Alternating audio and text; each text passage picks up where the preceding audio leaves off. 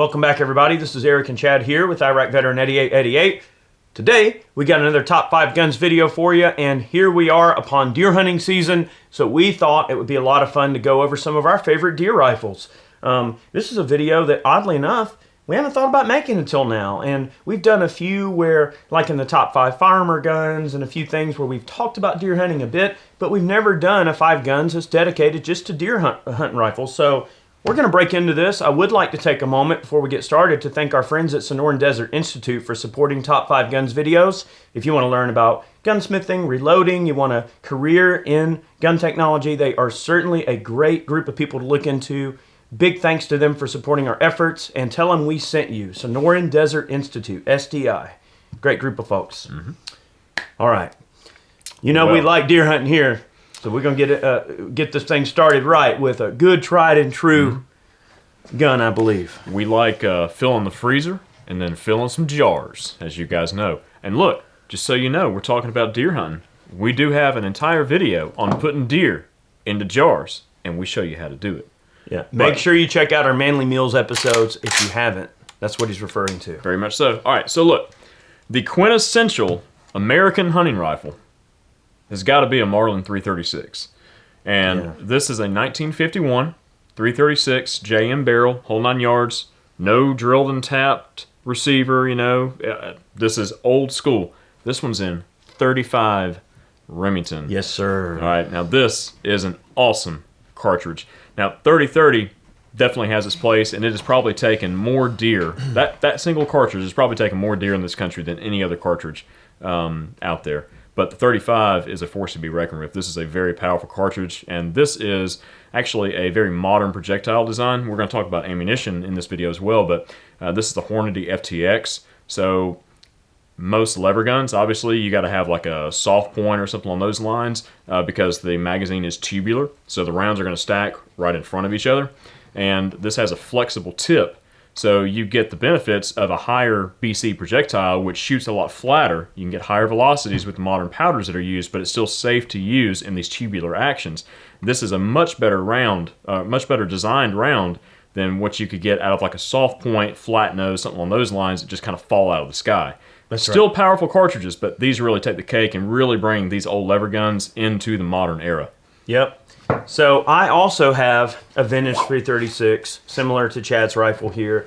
Mine is in 32 Winchester Special, and mine was produced in 1939. So that's very early for the the model 335 or 336. I'm thinking about guitars. I'm getting guitars and guns mixed up. Always got guitars and guns on the brain. I got a 335 guitar and a 336 rifle. So that's meant to be. Anyway, but the 336 as a model, it's a proven gun. It's been around a long time, and more deer have been killed with 30-30 than arguably just about any other cartridge. And is that to say that it's because 30-30 is better than everything else? It's just more common, right?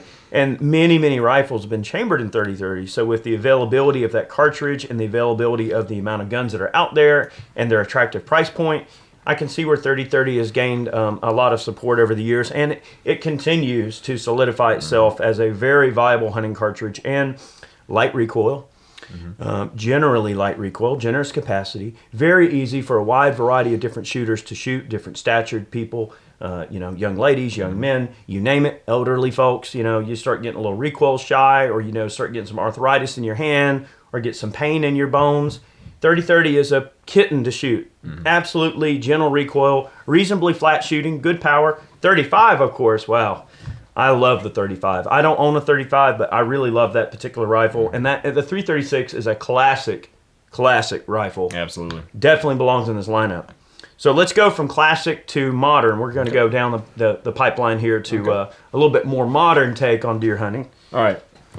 So we discussed this in several other videos, but the AR-15 is the quintessential modern do-everything rifle. Okay? We discussed that you can have one lower and then have multiple uppers set up for not only home defense, but also hunting. And in a lot of places, you can use the typical cartridge, 5.56 or 223 Remington. You can use it for hunting in a lot of places around the country, but in some places, in some states, you can't use 223. You have to use something 243 or larger. But this particular AR here, this is an SBR, short barrel rifle, and this one is chambered in 300 Blackout. And 300 Blackout is an excellent deer hunting cartridge. Pretty much all the supersonic rounds that are out there will easily take down deer at close range, within a couple hundred yards. I've shot deer and hogs out to about 180 yards with not just this rifle, but also with a 9-inch barrel. This is a 12.5-inch barreled gun, so you get a little bit more velocity. But there's a company called Discreet Ballistics, okay, and they produce a round, I don't know how to pronounce it, it's called the Celius, I believe, but it's 188 grain solid copper subsonic expanding projectile. Has these 3 petals that expand off, and it creates almost like a broadhead. And they're subsonic, okay? So these things go in and they will destroy a heart, they'll destroy the lungs. These deer that I've seen on videos run like 20 feet, 30 feet, and they just drop, And to say that like a subsonic round isn't good for hunting, I mean, the proof's in the pudding right there. But the 300 Blackout is definitely a very viable hunting option. And in this platform here, we've got a Trijicon ACOG on the top. This is a TA11 on top of this one. It's a 3.5 power optic, but the glass is super crisp, and it allows you to get all that available light, in the evening just before the sun sets, and really be able to see those deer that are coming in at that last minute before you have to stop shooting. That's right. So very, very viable rig. I really like that setup a lot, and I'm a big fan of the Underwood and Lehigh offerings as well on the 300 Blackout. They've got some low expansion threshold projectiles in subsonic. We've tested a lot of those, and they work quite well too. Yep. We'll have to get some of those other Projos and try them out too that you're talking about. So 300 Blackout's cool, and it's hard to argue with the modularity of the AR-15. And more hunters than ever in the history of hunting have begun using, ARs and auto loaders, as well as the benefit of using suppressors and things. So absolutely, suppressors have really found their way into hunting. Of course, we're not done with cans on hunting rifles yet. We still got more guns to go, but it's a great way to save your hearing. Also, not to disturb game that might be in a close vicinity. Also, your neighbors, if they're trying to sleep in, maybe you're hunting, not too far away within earshot of someone's house or something. It is nice to be kind to the neighbors, not making a lot of noise and stuff. And quite frankly, it just helps noise pollution, and that's great. And anything that can save your hearing, I don't want to get too far down on this rabbit hole. I always say that. Here we go. But I just want to tell one quick little story related to hearing loss and hunting rifles, okay? 1 hour and 37 minutes later. Okay, so look, the M9130 and variants of the old, Mauser Nagant rifle been used by hunters up in Alaska and, the local, tribes of hunters up there. The, what do they call those folks up there in that area? Inuits. Inuits, yeah. Oh, maybe that's right. I believe you're right, yeah. So like the Eskimos, Inuits, and the indigenous tribes up in Alaska use the surplus Mosins and stuff for hunting for a long time. Did they float over on a crate and from Russia? You're going, I guess, maybe they float them over on a chunk of ice from Russia. I don't know how they get them, but, you're going and you're shooting seals and you're harvesting food for your family or whatever, and it actually ended up being determined that from all those years of shooting those Mosins with no hearing protection, a lot of those folks lost a lot of hearing. And hearing loss ended up being quite a thing because, they have to use pretty high caliber rifles to shoot polar bears and seals and whatever else they're going to harvest. Just a little side note. Imagine if they had a suppressor, would they lose their hearing? Likely not. Or at least knock the edge off enough to preserve more of their hearing than they would if they were shooting without a suppressor. Anyway, I digress. Now, they could probably just stick some snow in their ears or something. That's right, something. But anyway, we're going to move on. This rifle is a relatively new acquisition for me, but arguably one of my favorite rifles. And this is a Mauser Model 66, chambered in 30-06. My grandpa he had mixed results with the 06. And, he had some deer get away from him, and some of them he was able to harvest effectively. But be that as it may, 30-06 has taken a lot of deer, and it's been a very popular deer cartridge for a very long time in a wide variety of different situations. The next 3 rifles that I'm going to show you, including this one, we've just got the 1.5 to 5 Leupold VX3s on here. And these are arguably, in my opinion, the most handy, hunting optics. I might be a little biased. I like the gold ring stuff. I like Leupolds. But for my hunting rifles, I like 5 and under, especially for 100 yards and in shooting. I like to be able to dial down to a low magnification if I need to take a really close shot. This particular gun is kind of neat because this is the first commercial gun that Mauser made after World War II.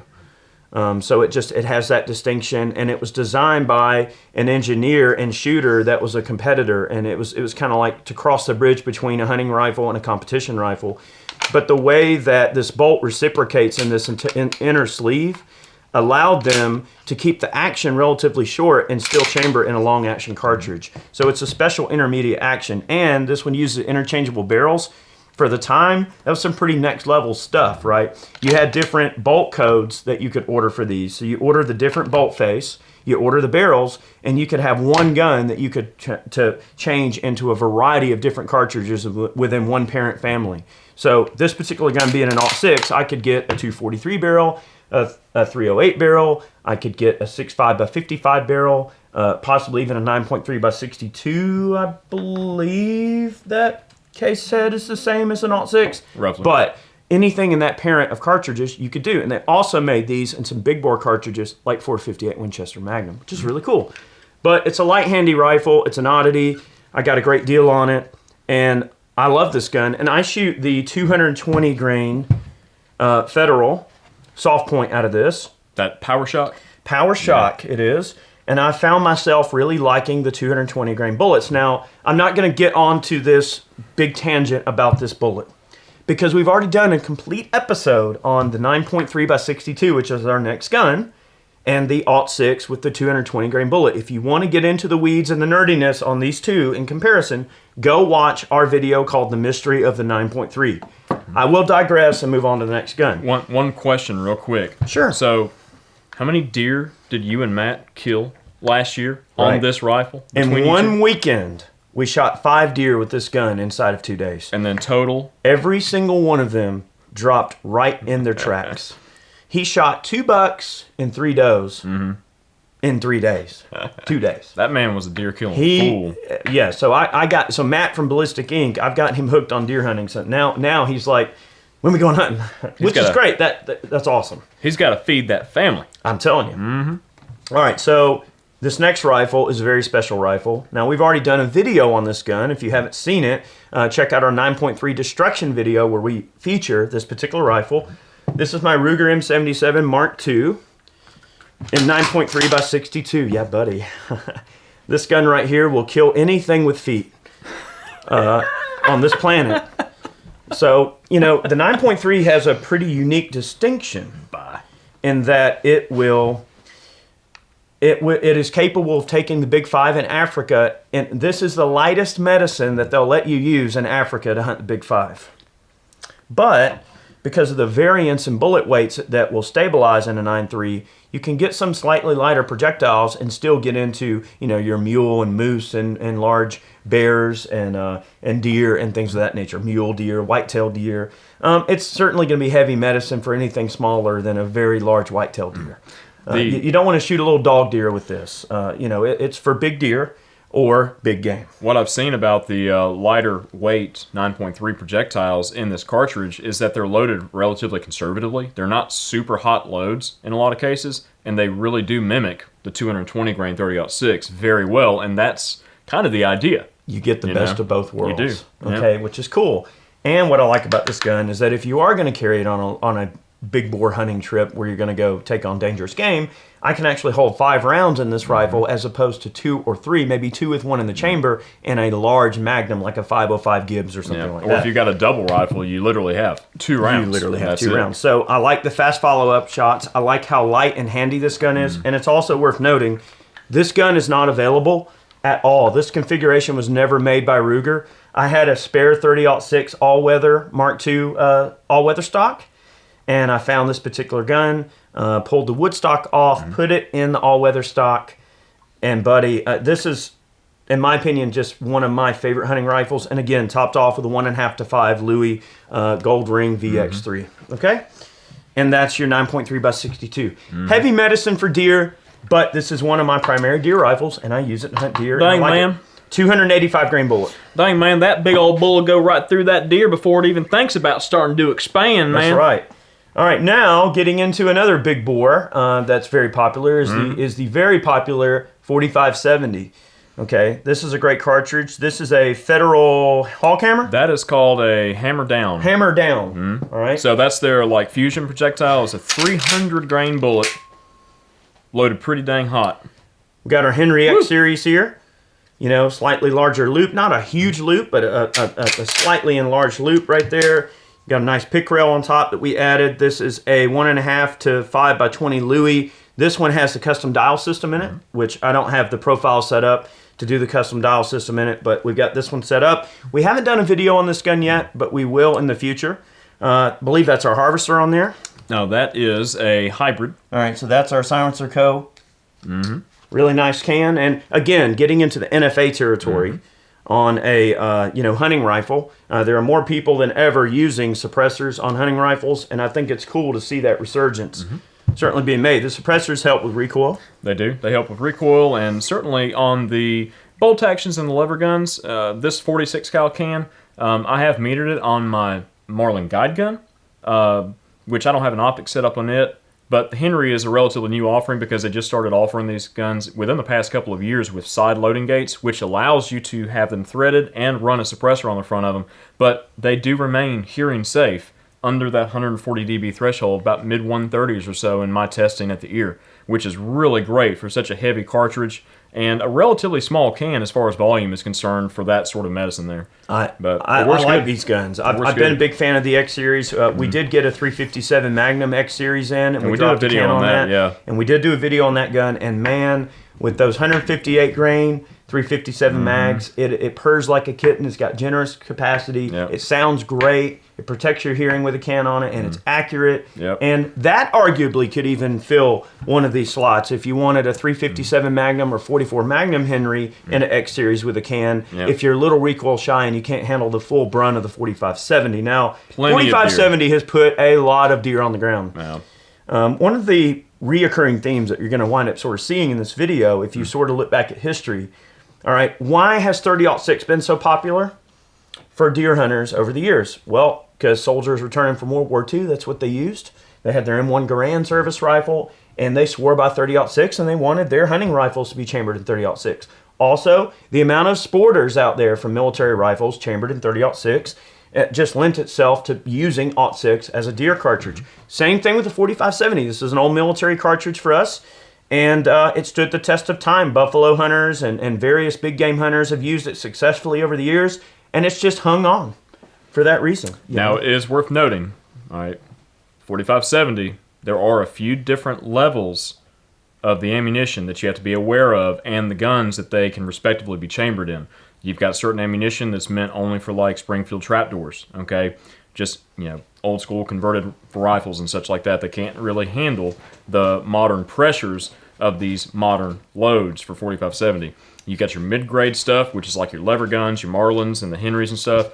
And then you've got your really, really heavy like bore buster loads, like the stuff from Buffalo Bore. They've got some rounds that are really only exclusive for like the Ruger number ones, Right. which is like a drop breech type action, really super strong action. But you've got to be very careful with the rounds that you put in your rifle. You got to make sure that it's set up and it can handle that chamber pressure. That's right. So just for perspective here, just for perspective, what I'm trying to say, here's a trapdoor. This is what he's talking about. So this is the original 4570's old Springfield trapdoor. You don't want to put that in that. You would not put this modern cartridge in this antique gun. This is meant for black powder only. So this is definitely a ponied out load, and Chad's absolutely correct. You want to be mindful of what ammo you're running in your trapdoor and or lever gun or single shot in 4570. So just keep that in mind. So there's our 5. Now we got one wild card here. Always. The reason that this one's a wild card, a few reasons. One is because this is a rifle and a shotgun.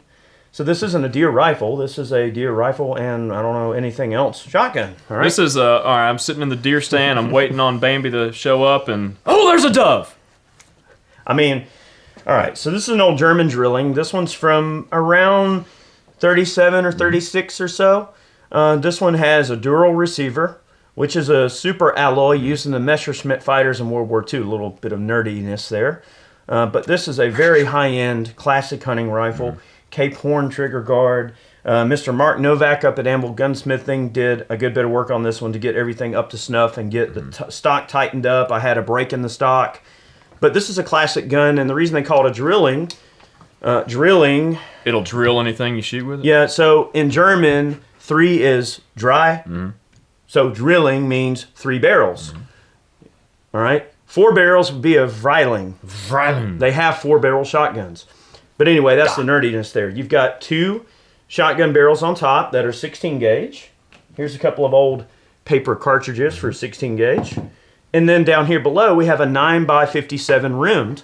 8x57 rimmed. Yeah, I'm sorry, 8x57 rimmed. They did do 9x57. They did do 9. Yeah. But this is 8x57 rimmed with a 180 grain Neutralis projectile from Lapua. Lapua. And that's a 318 projectile. But anyway, I've shot quite a few deer with this rifle. And it is just such a classic hunting rifle and something that's very unique. So yes, Chad, when you're in the field, if you see a rabbit or small game or something, you can switch over to the shotgun side and take you some pheasants. And if a deer walks out, you've got a deer rifle and your pheasant hunting rifle or whatever. You can drill them all. You most certainly can. All right, now this one's topped off with a quick release. This is a quick release rings. This is a Nikon Monarch with a 3-post German reticle in it, and I opted for this optic over the Leupold because I wanted the 3-post German reticle just to keep it classy. The cool thing about this rifle I just love so much is if you're running it with just the iron sights, when you switch to the rifle side, your rear sight pops up and it's, it's ready to go. When you switch to your shotguns or your shotgun barrels, that sight drops out of the way and then you just use the bead up front. Yep. It's just such an awesome feat of not only engineering and mechanics, but also art. It is. Yeah, the engraving, everything. Just Beautiful. The choice of materials, okay? This one has your cocking indicators that let you know that your hammers are back. You've got your double trigger. You got the safety, which is a pretty popular option for safeties back then, okay? And it's just a classic rifle, and we wanted to give a little nod to our German brothers and sisters over there because they really do take the art of gun making very seriously. They still do. And they still do. Yeah. And, I run my Mauser, and I got my drilling, and, I love classic German hunting rifles. I have more classic German rifles that we won't show off in this video, but I wanted to give this one an honorable mention. As a wild card. 1 hour and 57 minutes later. All right, well, that's our top 5 deer hunting rifles. Hopefully you, got into some good information. Now, a lot of these things can obviously take other game, for sure. But these are the ones that we collectively over the years have been using quite a bit for deer hunting. These are our proven calibers, our proven guns, the stuff that we use on a regular basis. So we hope you enjoyed today's video. Maybe you learned something. I'd like to take a moment to thank our friends who support us on Patreon. Thank you so very much for supporting our efforts and donating money monthly to help us put out our content and stuff. Also, go over to Ballistic Ink, pick yourself up a snazzy t-shirt. Everything we earn off of those t-shirt sales goes right back into supporting our videos and putting out content. So if you want to support the channel directly, those are ways that you can do so. Big thank you to everyone who watches our videos. Like, share, subscribe, click the notification bell. We'll see you next time. Get out in the woods and do some deer hunting. Many more videos on the way. We'll see you soon. Go drill one.